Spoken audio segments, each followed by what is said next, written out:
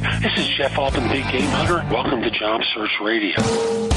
Are you looking for a new job or interested in leveling up? Job Search Radio is your go-to resource for insider tips on job hunting and growing your career. Here's your host, Jeff Altman. Episode 387 of Job Search Radio. I'm your host, Jeff Altman, the Big Game Hunter. I'm called the Big Game Hunter because I did hunt down leaders and staff for organizations for more than 40 years, and now I coach people and organizations to play big. A lot of my work involves career coaching, helping people find work, stuff along those lines. I also work with individuals at large corporations. Now, this show is about reminders for you about negotiating. And it's a longer show, but hang in there, it's a good one. Hope you find it helpful. Please give Job Search Radio 5 stars in iTunes or Stitcher. It helps other people discover the show. And if you're not following me on Facebook, you can follow my page for Job Search Radio. But even better is my page, Jeff Altman, the Big Game Hunter. Follow me there. There's a lot of content I release daily beyond simply the podcast. And now let's get going. Most people go into a negotiation and they're completely, they screw the pooch. What they do is make huge mistakes all the way through the process, and then they come to the end of it and they're completely ill-prepared. The momentum is building for them to take a job or reject a job, and it's really outside of your control. So I want to help you put the brakes on mistakes. And in doing that, give you some pointers that are going to help you be far more effective when you're negotiating salary. Now, some of this is pretty basic stuff that I think you know. But, let's get, number one, clear about what's going to be necessary for you or unnecessary as part of your negotiation. And if you haven't done that before your first interview, you got to do it now. Take a little bit of time to pause and sit with a tablet or something else where you can jot a few notes down for yourself and really understand, what's going to be important to you in that next job or organization, what you'll need to see or hear to believe it's a good choice, and what money you're really going to need in order to accept the position there. Now, remember, take taxes into the equation. It's one thing if you're in a zero state income tax area now, but moving to New York, which is not a zero state income tax area. So get clear about your money. And number two, get an idea of your real value for the market area that you're looking for. Using New York and Florida as an example, it's not helpful for you to use your New York salary as the benchmark when you're moving to Florida, where the market just doesn't pay as much. Now, that doesn't mean you shouldn't try and push for as much money as possible, but the salary level in Florida or New Mexico or Iowa is just different than in the big urban areas. So you have to adjust your expectations, and then from there figure out whether this is something you can afford to do. Now, in doing all of this, I always remind people, instead of getting fixated on the money, I want to remind you that your primary job is to make them fall in love. Make them believe that you're the right choice for their organization, and really fixate on that as being your primary goal. Because after all, the easiest set of circumstances is if you do a crappy job in your interview, in which case they offer nothing, right? And that's not what you want. You always want to be getting offers and impressing people because, number one, you never know where you run into these folks again. And number two is the more they're impressed, the more they're willing to pay for you, right? So, when all is said and done, you have to make them fall in love with you. And from the employer perspective, they want to know why you're interested in their job. What is it about you and your experience that makes this attractive in order to, get them interested in you? Now, as we go a little bit further along the process, I always remind people everyone's got an objection. They're going to try and use objections in order to drive the price down or see if you'll cave a little bit after all, I'm just going to use numbers hypothetically. If their budget goes to 100 and you're looking for 125, or you're trying to make 125, they may try to knock down your thinking about this job, and that doesn't make them right. It's just the strategy on their part. It's a tactic that they're trying to employ.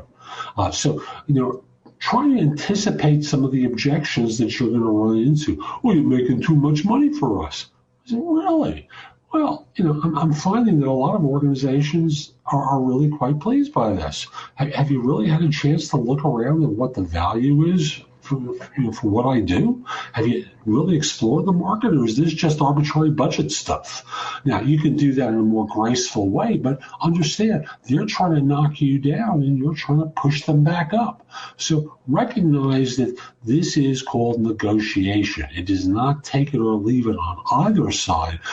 A lot of folks have gotten lazy about this over the years, and I'm just here to remind you that culturally, if you're not used to negotiating, you got to start practicing. I know there are many cultures around the world where negotiation is the norm, and if that's not your experience, hey, walk into a McDonald's sometime, walk into a Starbucks, walk into any restaurant, and before you, as you order, just simply say, can I negotiate with you about that? And I know that sounds like a ridiculous thing to do. After all, this is Starbucks. This is McDonald's. They never negotiate. Well, surprise, sometimes they do. So, just play with it a little bit in terms of getting practice. Now, I want to remind you of one thing from your vantage point that I think is incredibly important. And that is, if you go into a negotiation with that attitude of win-win, remember, so many organizations, try to teach win-win negotiation. Well, if it's a win-win negotiation, that means you're going to lose. You're going to give up too many points to them to make them feel good. They've got so much more money than you do. Don't focus on them winning.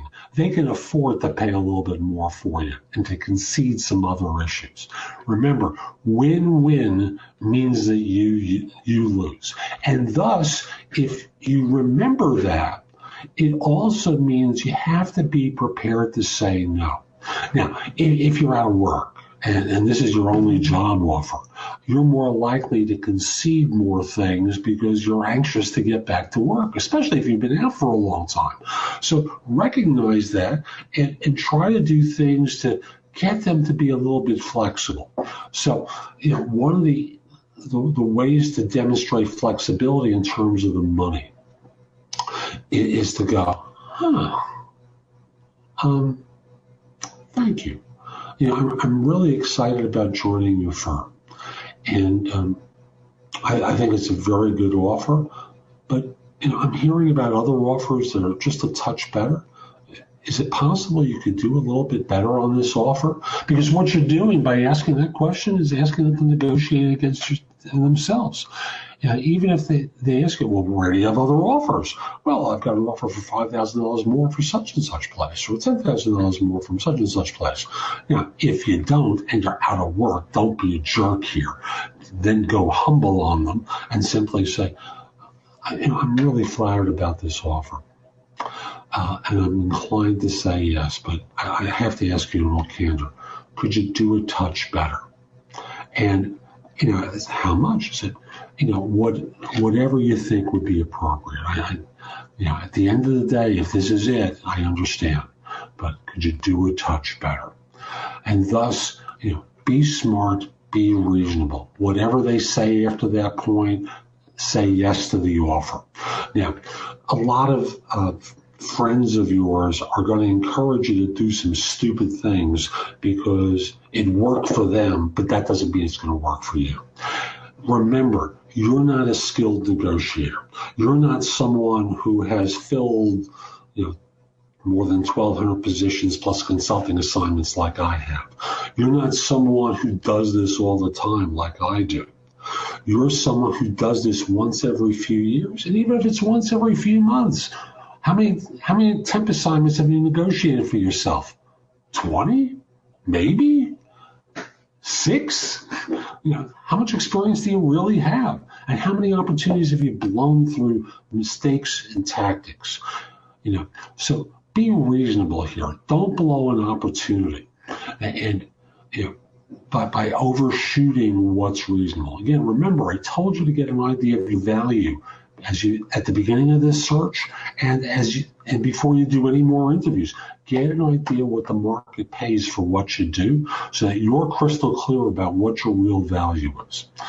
Now, I also want to remind you, it's incredibly important to just find the time and the place to unwind.